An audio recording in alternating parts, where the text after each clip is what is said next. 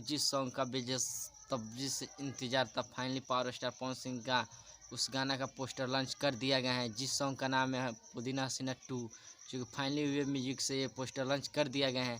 आप लोग बता दें, इस म्यूजिक डायरेक्टर प्रियांशु सिंह और वीडियो डायरेक्टर हैं रवि पांडे जी, जो कि पुराने वाला पुदीना गाना में सेम थे, वही जो गाए हैं पावर स्टार पवन सिंह और शिल्पी राज। आप लोग बता दें कि गाना आप लोगों के बीच बहुत जल्द आप लोगों को सुनने को मिलेगा। उससे पहले बता दूं, अगर मेरी वीडियो अभी तक आपने लाइक नहीं किया तो फटाफट मेरी वीडियो को लाइक कर दीजिएगा और मेरे चैनल को सब्सक्राइब कर दीजिएगा।